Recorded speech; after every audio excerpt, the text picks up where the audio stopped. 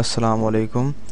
ये हम प्रोग्राम बना रहे हैं। इसके अंदर हम एक कॉम्बो बॉक्स में जो लिस्ट है उस लिस्ट की तमाम चीज़ों को कंपेयर करेंगे टेक्स्ट बॉक्स से। तो हमारा ये कॉम्बो बॉक्स है, हमने इसमें तीन चीज़ें बनाई हैं, दो टेक्स्ट बॉक्स बनाए हैं, कॉम्बो बॉक्स बनाया है, एक कमांड बॉक्स बनाया है। कॉम्बो बॉक्स के जो लिस्ट है, लिस्ट प्रॉपर्टी, इसके अंदर हमने एक लिस्ट डाल दी है 1 2 3 4 और हम कमांड बटन पे प्रोग्रामिंग करने जा रहे हैं।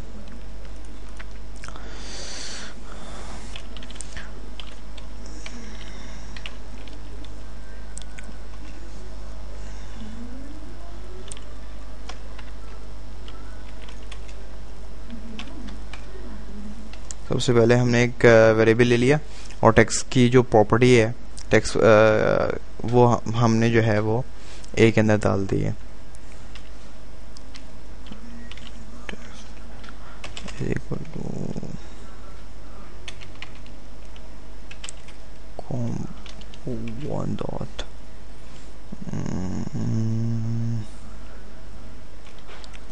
list।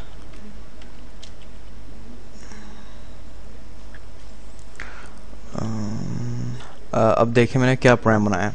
सबसे पहले टैक्स 1 में, अब टैक्स 1 में जो भी टैक्स होगा उसको मैंने ए में डाल दिया। ओके, अच्छा अब मैं ये कर रहा हूँ कि असल में होता ये जो हम लिस्ट बनाते हैं उसकी एक इंडेक्स होती है जो 0 to मैक्सिमम जाती है।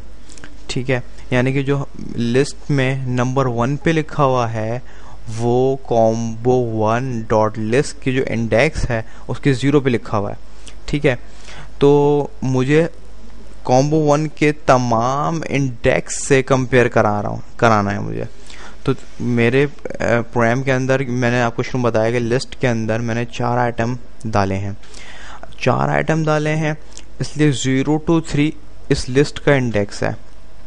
इस 0 to 3 कंपेयर कराने के लिए मैंने फॉर का लूप लगा दिया।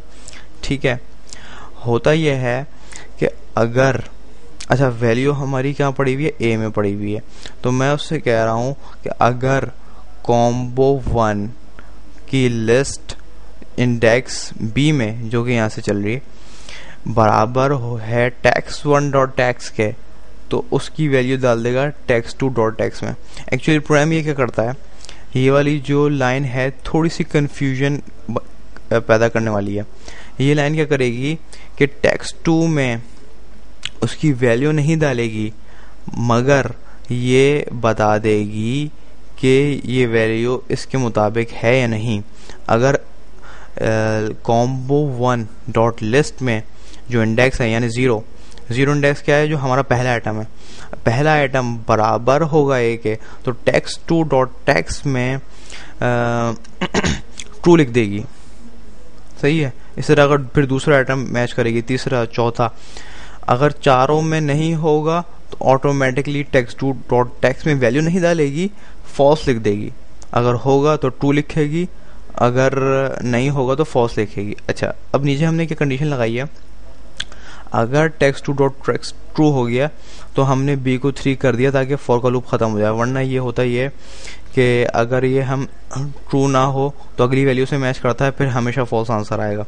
ठीक है, फिर मैंने इसको लूप ख़त्म करने के लिए यहाँ ऐसी कंडीशन लगा दी कि भाई अगर ये ट्रू हो गया है तो ये लूप ख़त्म हो जाए और हमारा प्रोग्राम हम देख सकें आगे।